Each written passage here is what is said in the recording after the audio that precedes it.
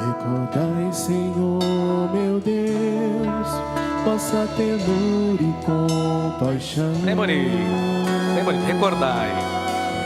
Recordai, Senhor, meu Deus, vossa ternura e compaixão. Mais uma vez. Recordai, Senhor, meu Deus, vossa ternura e compaixão. Recordai, Senhor, meu Deus, vossa ternura e compaixão. Pode continuar os instrumentos aí suavemente e sutilmente. Vamos lá. Queridos filhos e filhas da igreja, às vezes quando as coisas escapam de nosso controle e quando os males se abatem sobre nós, nós podemos cair num erro que muita gente cai, que é de começar aquilo que eu chamo de uma anti-oração. Veja que eu estou de propósito na língua portuguesa, isso chama-se neologismo, né? Quando nós inventamos uma palavra que não tem no dicionário. Então eu disse que tem oração, todo mundo sabe, mas estou dizendo que tem um negócio chamado anti-oração. O que é a anti-oração e quando é que ela acontece? A anti-oração nos visita e pode ter acontecido com você e comigo já aconteceu, aliás. Brota em nós uma censura. Não tem terceira opção para os ateus. Ou a culpa é de Deus, se Ele existe, é todo poderoso, a culpa é dele. Ou então simplesmente dizem eles, Ele não existe. Porque se existisse, Ele não permitiria que as calamidades acontecessem em nosso mundo. Então os ateus escolhem a segunda opção. Em vez de falar a culpa é de Deus, nem isso eles dizem. Eles dizem simplesmente Deus não existe. E isso se transforma numa anti-oração. E a resposta para essa indagação está na primeira leitura. Dá uma olhadinha aí na sua leitura. Hoje eu que vou ler para vocês. Veja aí, primeira leitura. Assim diz o Senhor. Olha que Deus está falando hoje para todos nós. E eu vou colocar num português coloquial. Vou sair do português erudito e formal. Vou colocar num português coloquial. Vocês andam dizendo por aí que a conduta do Senhor não está certa, que o meu jeito não é correto. Pois então escutem todos vocês. É o meu comportamento que não está certo? Ou antes é o teu comportamento que anda errado? Essa é a pergunta retórica que Deus está fazendo hoje para toda a igreja, a começar por mim. Por isso essa pregação de hoje, essa homilia, se divide em 3 partes. Vamos falar as partes. Primeira, fala comigo, agora sim. Nossa responsabilidade, toda a igreja. Nossa responsabilidade. Segunda, nosso arrependimento. Nosso arrependimento. E terceira, nossa ação ou atitude.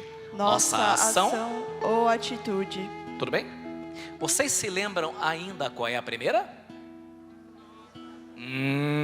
Esse tempinho de chuva, né? Dá soninho. A primeira é o que mesmo? Nossa responsabilidade. Vamos fazer um exame de consciência e rever nossa culpabilidade pelos males que se abatem sobre nós. Porque a verdade que não quer calar é que Deus nos deu diretrizes, Deus nos deu balizas, Deus nos deu seus mandamentos que deveriam nortear a nossa vida, mas a maioria de nós prefere fazer as coisas à sua maneira. Prefere fazer as coisas do seu jeito. E quando nós fazemos as coisas do nosso jeito e não do jeito que o nosso Pai querido do céu nos ensinou, nós caímos em maus lençóis e a nossa vida vira de cabeça para baixo. Então por isso que a primeira é nossa responsabilidade. E eu vou dar aqui, tem uma lista enorme, mas eu vou falar o que eu mais vejo por aí nas minhas andanças, nesses 15 anos de padre. Primeiro, você sabe que o sexo é um presente de Deus para pessoas casadas. O prazer sexual foi criado por Deus para gente casada. Não tem direito a prazer sexual namorados. Não tem direito a prazer sexual padres, bispos. Não tem direito a prazer sexual gente solteira, porque isso não está no plano de Deus. O prazer sexual é um presente para gente casada. Mas se insiste em ter esse prazer solteiro, vai morar junto, coloca inocentes no mundo, que pagam o pato e têm de viver num lar dividido com pais separados. Não é verdade? Quantas e quantas vezes a gente vê isso? Criança sofrendo, menino, menina sofrendo com pais separados, porque infelizmente fez tudo, colocou a carroça na frente dos bois, agora a criança nasceu e ela fala assim, este não vai ser o pai, esse não vai ser, aliás, o pai já é, né? Esse não vai ser o meu marido. Músicos, vamos continuar louvando a Deus com os instrumentos, não parem, que os instrumentos ajudam a gente a rezar. Continua aí, não estamos de férias não, vamos lá. Então veja bem, quantas e quantas vezes a gente vê, e eu fico com o coração partido, né? De ver a criança que a mãe fala assim, esse aqui não vai ser o meu marido. Não vai ser meu marido porque eu sou mãe agora, mas não é que esse cara quer fazer a minha vida. E o que acontece? A criança fica uma semana com um, semana com outro, semana com um, por causa de adultos inocentes pagam. E a verdade é que não quer calar. Por quê? Porque você não obedeceu os mandamentos. Mas é verdade, uai. Não obedeceu os mandamentos. Mas esquenta a cabeça, que no final eu vou dar a solução, tá? Primeiro eu vou apontar o problema. Você sabe que promiscuidade é pecado, mas insiste em se deitar com todo mundo brincando de roleta russa. O preservativo não funciona, acaba contraindo uma doença grave. Infelizmente eu recebo muita gente assim. Uma delas me cortou o coração. Doença grave, sexualmente transmissível, que não tem cura. Sabe do que eu estou falando, né? As mulheres católicas sabem que a igreja não aprova o uso de anticoncepcionais, porque eles desviam a finalidade do sexo, que é a procriação. E desde criancinha, praticamente adolescentes, 13, 14 anos, tomam pílulas a rodo desde a puberdade. E assim, desde espinhas a graves problemas hormonais são causados nelas, porque há estudos e estudos comprovando a catástrofe que as pílulas têm feito na vida das mulheres, acabando com o útero delas. Eu tenho recebido esses 15 anos mulheres jovens com miomas, e a gente sabe que muitos deles, por causa da pílula, do uso desregrado, algumas com câncer, e muitas quando se casam chegam a ficar estéreis. Porque usaram a pílula, porque lá o ginecologista indicou, já tem 13, 14 anos, já está na hora já, né? 15, você já tem sua vida sexual ativa, tudo contra o mandamento de Deus. Aí você fica doente, você para ter relação fora do casamento, usa o sexo como coisa, usa a pessoa como coisa, e sabe o que acontece? Aí você se casa, aí você quer ter filho, mas agora não vem, porque você acabou com a tua saúde.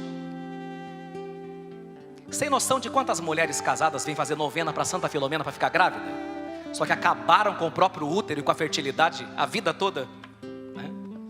Namorados que tem que ver a cartela das pílulas das namoradas para ter relação sexual. O que acontece? O último problema da pílula é que ela vai fazer com que você coisifique as pessoas, que você as trate como objetos descartáveis para seu mero prazer e diletantismo. Daí a lista vai longe, dá tudo errado na tua vida e você pergunta, onde estava Deus? Eu te respondo, fora. Onde você o colocou? Fora da tua vida, fora de todas as suas decisões mais importantes. Fora. Essa que é a verdade. Então, outra coisa também que eu vou falar que é importante, né? A pessoa começa a namorar e vê que o carinha não acredita nem em Deus. Minha filha, como é que vai dar certo esse negócio? O rapaz começa a namorar, a primeira coisa que ele faz, ele começa a sumir da igreja, some da missa. Você acha que essa pessoa vai ser uma pessoa boa na sua vida? Se te rouba Deus? Te leva para o inferno? De que adianta? Desde já vocês têm que afinar os compassos de vocês para ver se vocês podem ser. É melhor Nossa Senhora que mulher, né? Nesse caso. Agora, se a pessoa entrou na sua vida e te levou para os mandamentos, te levou para Deus, esse relacionamento é abençoado. Se não, você vai sofrer pra caramba. E aí vai sofrer com aquele cara que vai ser um pinguço, que vai ficar jogando bilhar lá no bar com os amigos, vai deixar você sozinho em casa com seus filhos. E aí quando você tem problema com o seu marido, você vai chorar para quem? Para o padre, que sou eu que escuto você chorando no bar. Ai, meu marido, meu Deus. Por enquanto eu acho uma belezinha o rapazinho bebê, né? Namorado bebê não é uma belezinha, descolado. Quero ver que ele vai descolar na sua casa. É lindo o bebê agora, quero ver depois. Então vamos todos condensar tudo isso numa frase. Digam comigo. Não culpes o vento. Não culpes o vento Pela desordem feita. pela desordem feita. Se foi você que esqueceu Foi você que esqueceu a janela aberta. a janela aberta. Prestaram atenção? Cristiane, crianças. Não culpes o vento. De novo. Não culpes o vento Pela desordem feita. pela desordem Se feita. foi você que esqueceu Se foi você que esqueceu a janela aberta. a janela Quem aberta. mora em AP sabe disso, né? Mas tá chovendo. Quem mora em apartamento deixou a janela aberta. Deu um vendaval hoje depois da missa das 8, né? Choveu. Chegar lá, ai, meu sofá tá em sopa, quanta folha, quanta sujeira. Aí a pessoa imatura fala, a culpa é desse tempo.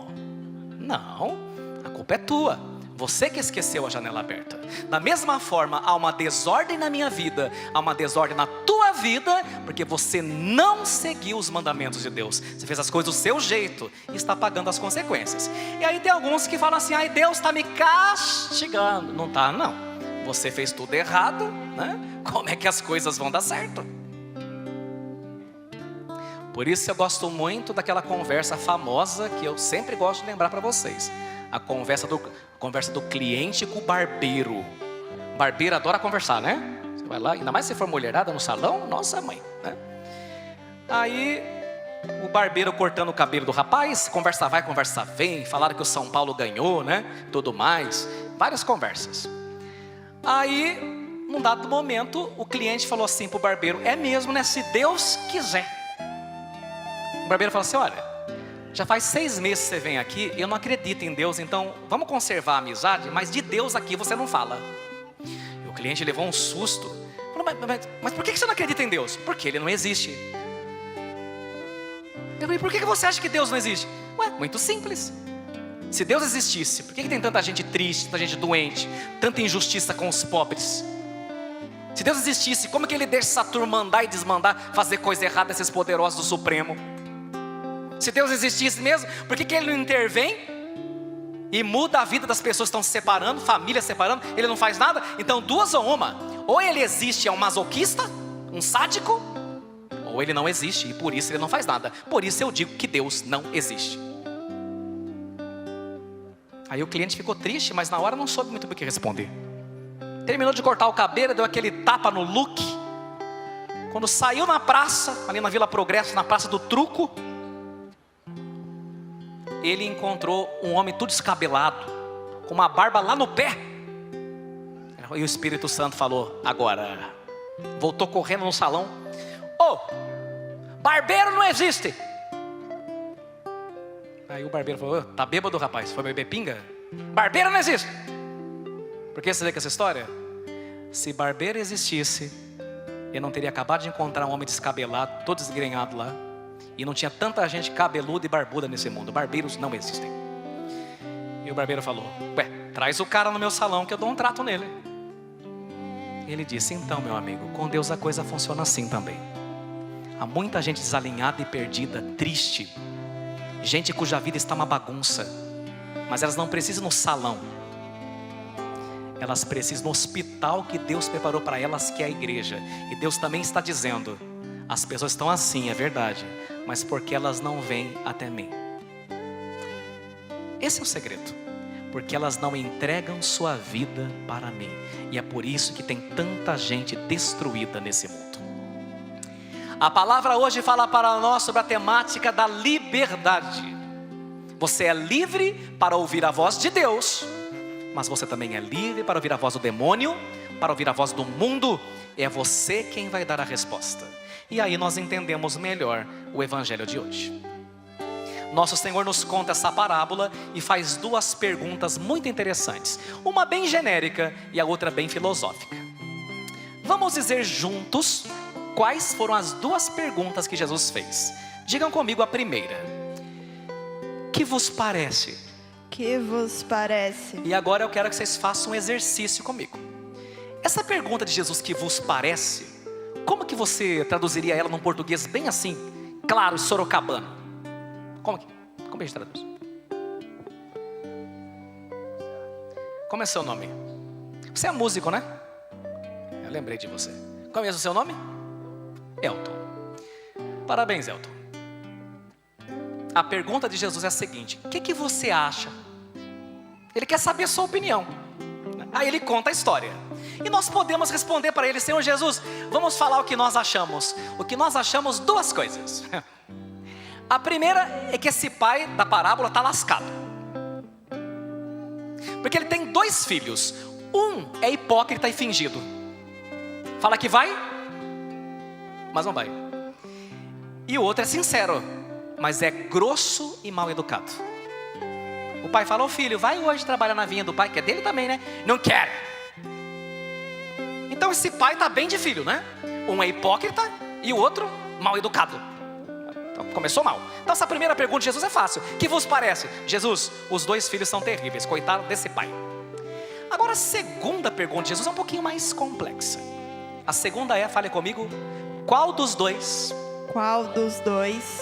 fez a vontade do pai? Fez a vontade do Pai? Bem, nós sabemos que apesar de tudo foi o último que fez a vontade do pai. A parábola, portanto, nos ensina que o importante não é a vida passada, que o importante não é o que você falou, que o importante não são as bobagens que você fez, e algumas delas eu acabei de enumerar no começo da homilia, mas onde você está agora e para onde você quer ir. Por isso que eu falei que no final tem uma solução. E qual é a solução? A solução está lindamente declarada no versículo 29 do Evangelho. Vamos estudar a palavra, pega aí, versículo 29. Eu vou começar. Primeiro o padre, quer ver? O filho respondeu: não quero. Agora vocês? Mas depois mudou de opinião e foi. Aqui está a solução.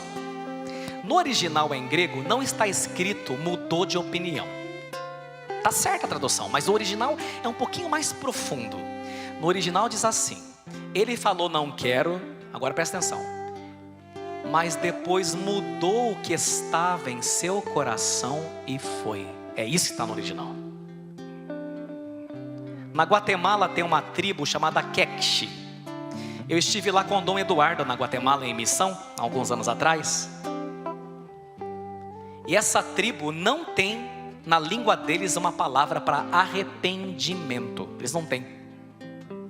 Então quando você magoa uma pessoa que é boa para você, você chega para ela, pede perdão e fala: olha, estou arrependido, né? Mas essa tribo não tem essa palavra. Então como é que eles fazem?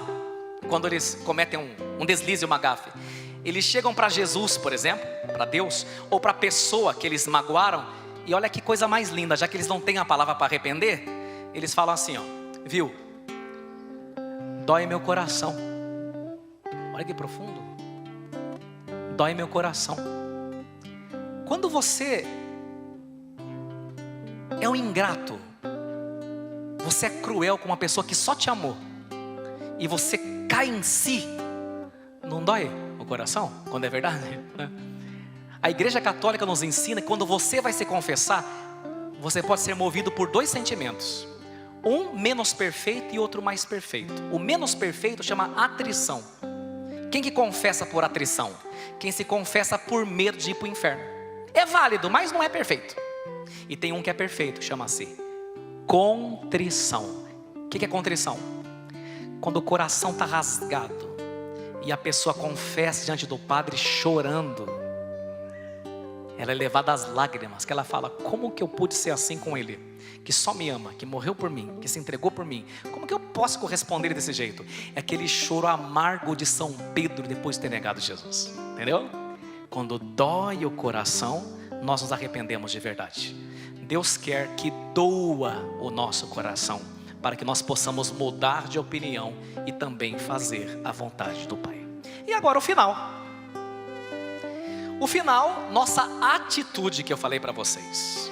E para entender o final, vamos dizer comigo esse pensamento belíssimo. Fala com o padre. O amor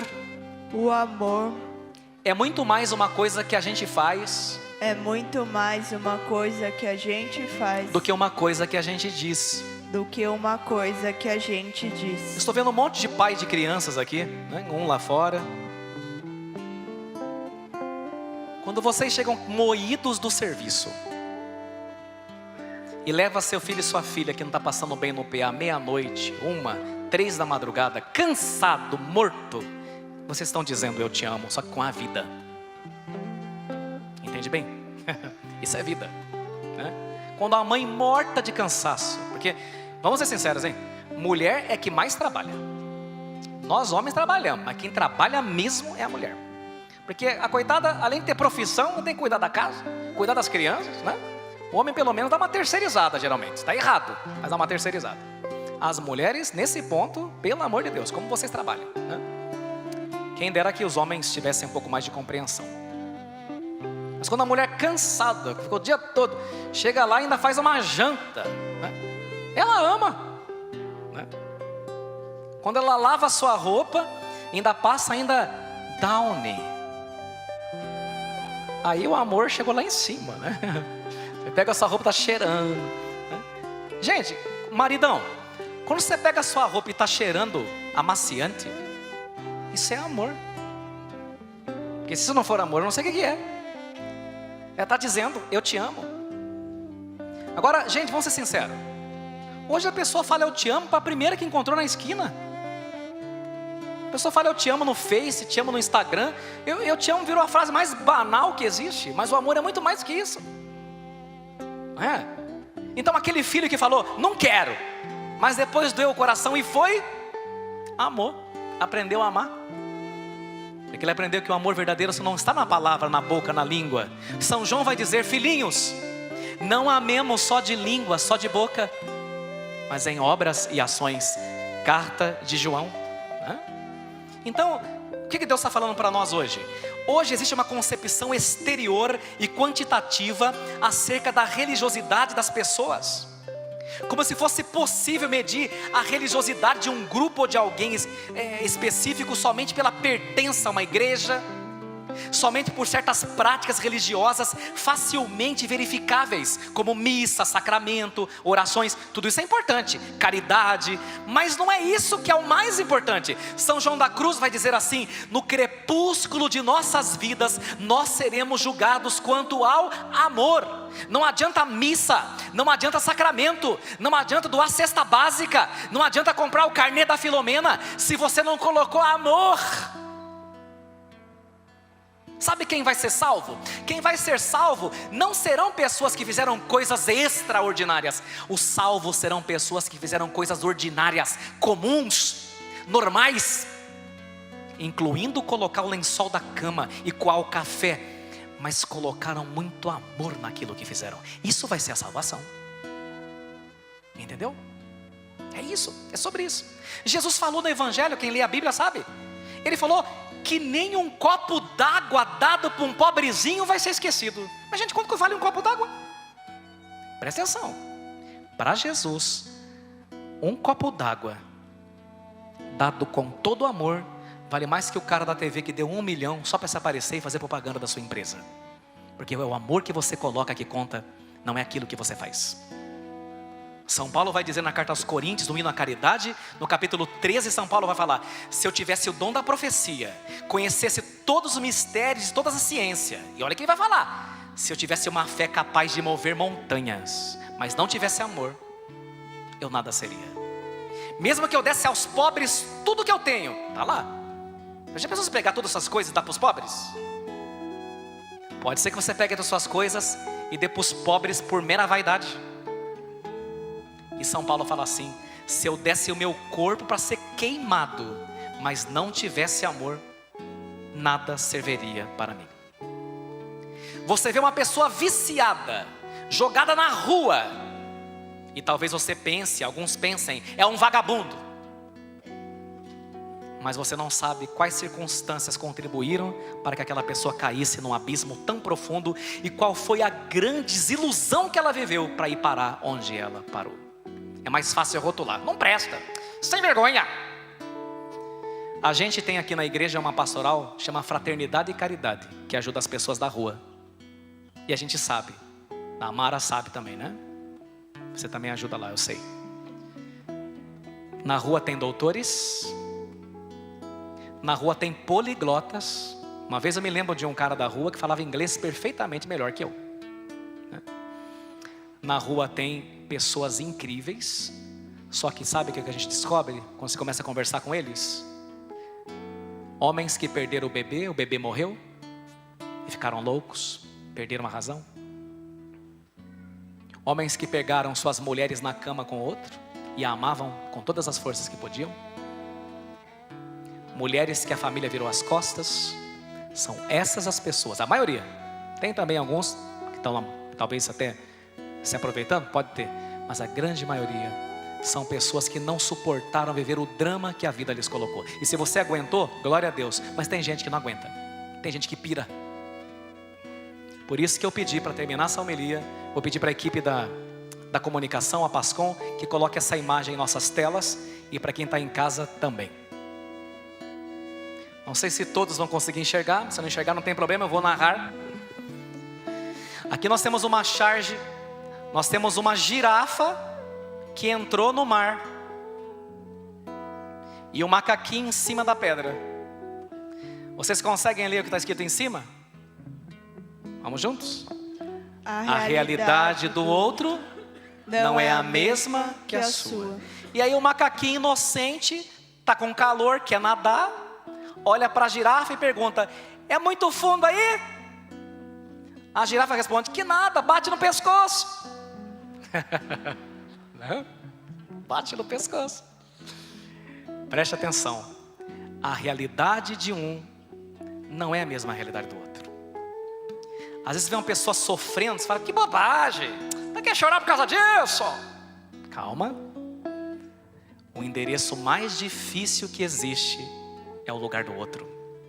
O que para você pode ser simples, para o outro pode ser um abismo profundo. Por isso, ao invés de jogar pedras, aprenda a estender a mão. Amém? E agora eu vou terminar fazendo uma convocação geral.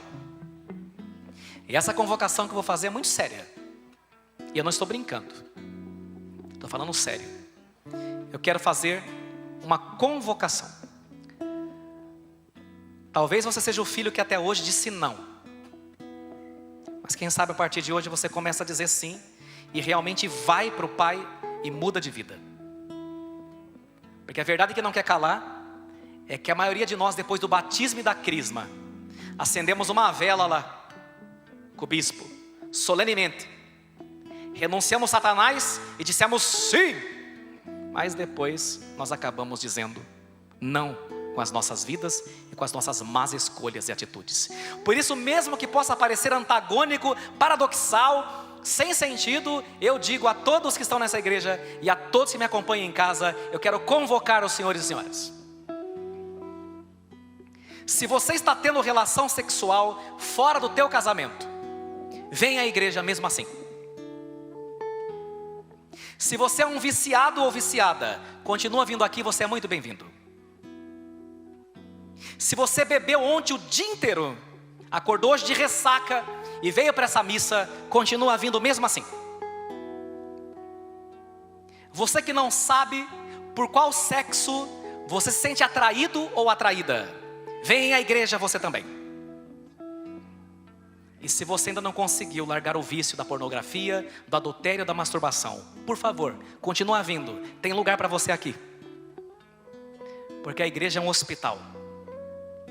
E um hospital para quebrados, para perdidos, para confusos, para desesperados e para rejeitados. E é porque todo santo teve um passado, que todo pecador tem direito a ter um futuro também.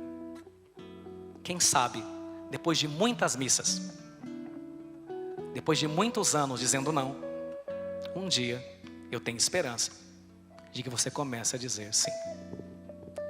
Amém.